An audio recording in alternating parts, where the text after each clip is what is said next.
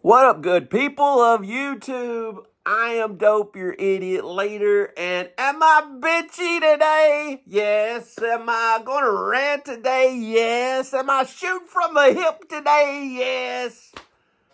Am I doing a review today? Yes. Purgatory Dynamite. Dynamite. Dynamite. Never bought a Dynamite book in my life. On slow weeks, I like to pick up #1 issues. I love horror. I've never gotten into Dynamite. I've always looked at Dynamite's writing as inferior. It was suggested to me by my LCS to try Purgatory #1 Grindhouse, and that's what I did. And let me tell you, I usually don't buy anything with a cover like this. I hate girly comics. I'm not into that kind of stuff. If I want to look at porn, I'm going to look at real porn. But the story in this was fantastic. I got to give it up to Dynamite for writing a great story. I could take this cover off and just throw the motherfucker away. I don't need this cover. This is the shittiest part of the book. But the artwork was fantastic. Right off the bat, it shows a beach scene at night with a campfire. So it shows a bunch of kids sitting around a campfire, one dude and 3 girls. Sounds like a perfect situation to me. He's trying to get them drunk. Imagine they're smoking some weed out there. They're doing whatever they're doing. And another one of them's boyfriend shows up with another girl he picked up hitchhiking, which is not always a good idea to pick up a hitchhiker. But now you got 2 guys and 4 girls. I'd rather have 1 guy and 3 girls. But okay, now we got 2 guys. You still got the odds. So they're sitting around drinking, talking about having a great night. This one starts making out with his girlfriend, and it's got the makings of the classic slasher stories that I grew up with in the 90s. I love Jason. I love, Michael Myers. I love I Know What You Did Last Summer. I love Scream. I love all that kind of stuff. I love the slasher movies. And right off the bat, the hitchhiker has got a knife behind her back. She throws some kind of dust over the fire. And everybody starts getting high and woozy. So they're coughing. They don't know what is going on. And they start going into like a dreamlike state. And then this big dude with a sack over his head appears. And the girl that was hitchhiking puts a sack over her head. And she says, "Hey, you're choking. It's fine. You won't be choking much longer. You'll be dead." And we got this girl hallucinating, going into a spiritual world. I mean, beautiful artwork, beautiful story. I love everything about it. They open up the van that was parked in the beach, and there's like a sacrifice thing going on where they've got them all tied up, and they're going to cut all of them's throats and sacrifice them to the beach gods, I guess. And I'm loving this story. It's even got some, I like gore whenever gore is needed for a story. Don't try to gore me out. Don't gore me out, because you can't gore me out. But if it's gore in the right areas, I like it. If you're just doing gore to do gore, that ain't cool at all. But in here, the gore was needed for the book, and I liked it. Everybody's getting their throat slit. And then this girl, she is a track star from 1976, because this is when this book takes place.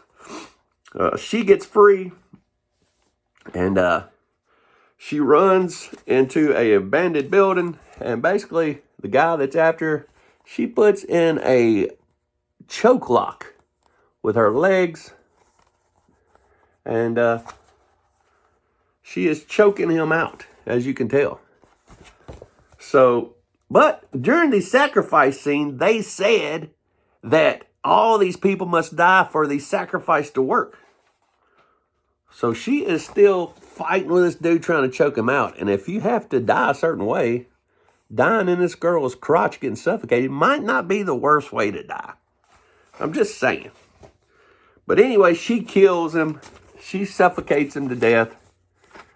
And for some reason, she turns red.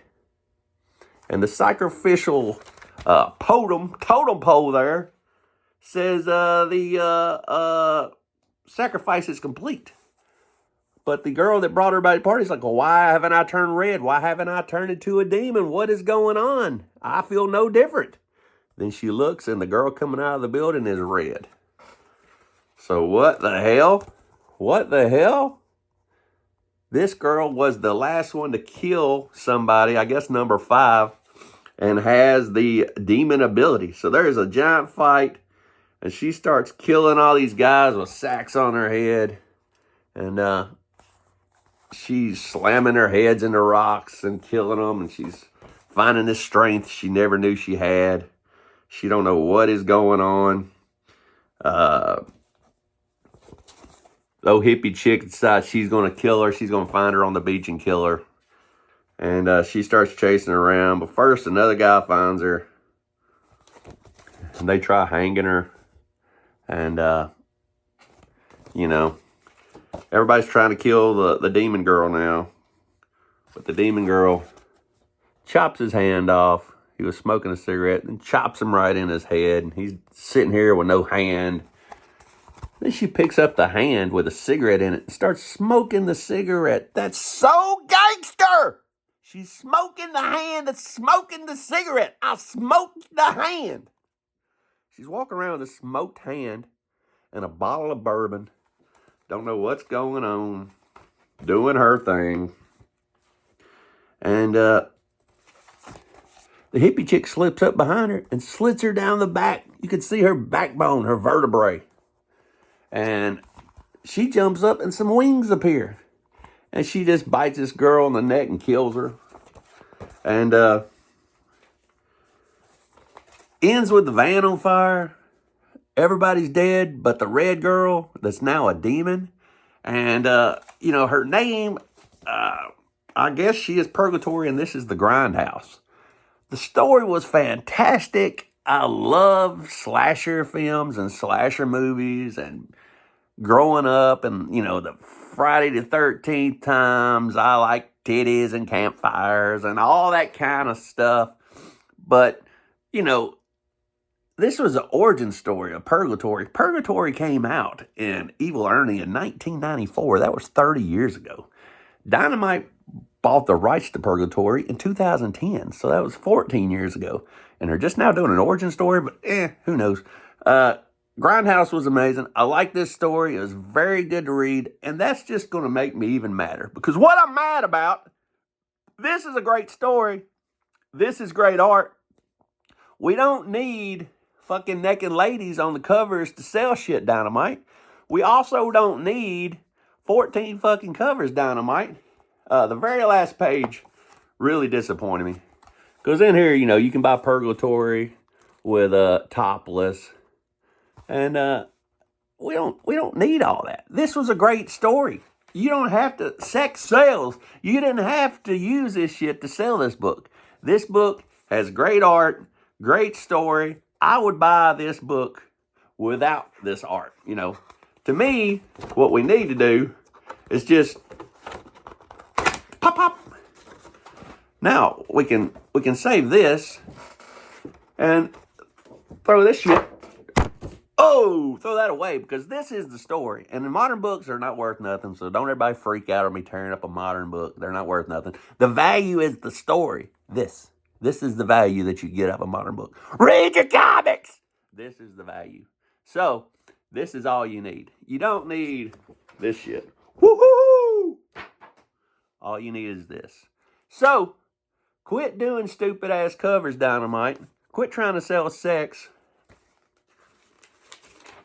We don't even need this one. This is all you need. We don't even need that cover. So, this is all you need. Quit selling stupid shit, Dynamite. This is all you need. Sell this shit, write good stories, read good stories, and this is all you need. This is a great story now. So I just made your story even better, Dynamite. Let me become your editor-in-chief. I want to be the editor-in-chief. Story, I'm going to give a nice, I was so entertained. I'm going to give it a 9.2 story. The fact that y'all have to keep making fucking sexy shit to sell books. Whack. Whack. Whack. And you're not the only company doing it. There's other couple companies that I don't want to give any light to that don't do nothing but put titties on the cover of their books. But you'll never become serious. You'll never be getting taken serious by real comic book collectors like me until you stop doing stupid shit.